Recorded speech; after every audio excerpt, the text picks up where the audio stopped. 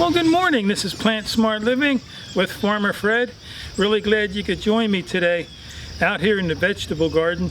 You know, it's a beautiful late spring morning. The sun's coming up. It's going to be a hot day though today here in Pennsylvania, Zone 6. Although the garden has been loving this heat, you know, because we have a lot of tomatoes and peppers and they're heat-loving plants. Well, anyhow, today I wanted to go harvest some red Russian kale. And that's what they look like, and I direct sowed these back in the beginning of April. So thanks for joining me today out here in the vegetable garden.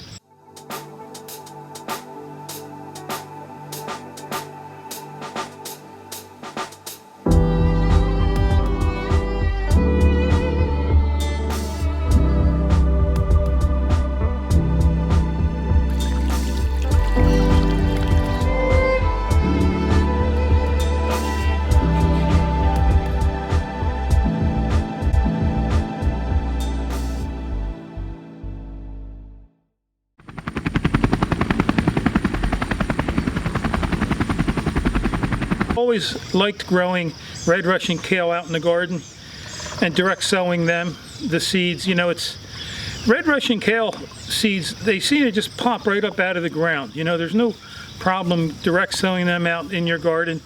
And you know, these grow anywhere from 2 to 3 feet tall. And this is what one of the leaves look like. They're similar to an oak leaf, and they have a purplish color to the stem and like a gray-green color to the leaf. But you know, these are just super nutritious, super healthy for us. My wife and I will use these in our smoothies, or we'll steam them and put them in one of our wraps. But they're very easy kale to grow. And so right behind me here in one of my 4-foot by 8-foot beds, I direct sowed 1 row of these in the spring, and I didn't even thin out the row. I just laid the seeds in the furrow and just let them grow up, and they're just as healthy as can be. I didn't grow these underneath the row cover, but they seem to be surviving so far. But I'm sure the cabbage butterfly is sooner or later is going to start devouring the leaves, because I haven't checked them for any worms on the leaves or anything yet. But anyhow, right behind me is where they're located. So let's start harvesting some of these. So these are my red Russian kale greens that I planted. You can see how nice and healthy they are. I planted these in my composted leaf mulch that I amend with topsoil. You know, greens, you can get away with 4 to 6 hours of sunlight, and they seem to do really well. So let me grab my wife's Lungerberger basket and let's start harvesting these beautiful and tasty greens.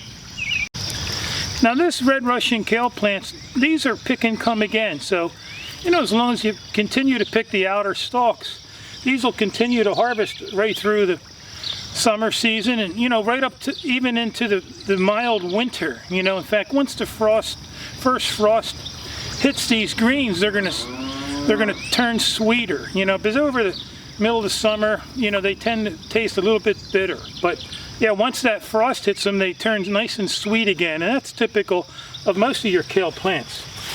And you also want to go through your plants here and, you know, pick out any yellow leaves. You know, like I said, I didn't thin these out, so you know, it's always best to really have some good air circulation. But you know, these are some of the yellow leaves that are laying there on the ground, and it's good to go through and harvest them. Again, ideally, you know, maybe to have these grow 6 to 12 inches apart. That way you'll have plenty of air circulating around them. But even so, like I said, I didn't thin these out, and they're just doing fine. But it's good to go through and, you know, pick out some of the bigger leaves. You know, being they're all growing together, I'm just going to get a lot of smaller leaves. And actually the younger leaves may even taste a little better than the more mature leaves. But the red Russian kale is something I would really encourage you to think about growing in your garden.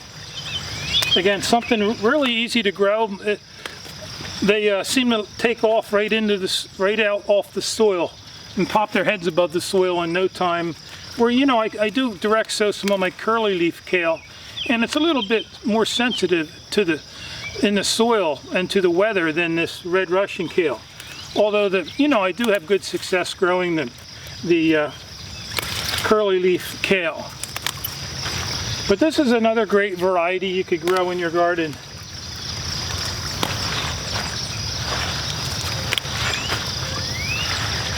Again, trying to pick some of the outer leaves here. But you can just see how beautiful the leaves are here. And so I think I'll just pick a few more of these. I'll probably steam some of these tonight and have them some with rice or potatoes. We also use these in our smoothies. And on our smoothies we add some carrots or apples and lettuce and, you know, a couple cups of water. You could add some ice cubes to make it nice and cold, but there's all kinds of stuff you could add into your smoothies, and I just use a KitchenAid blender and put everything in there. And my wife and I have a nice big glass every day, and so it's amazing some of the health benefits you'll just reap by having a smoothie during the day. And so anyhow, I think that pretty much covers it as far as what I'm going to harvest today out here in our garden.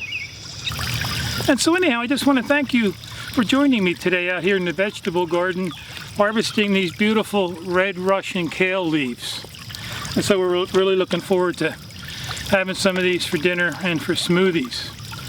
And so if you have any questions or comments about this video, feel free to leave them in the section below.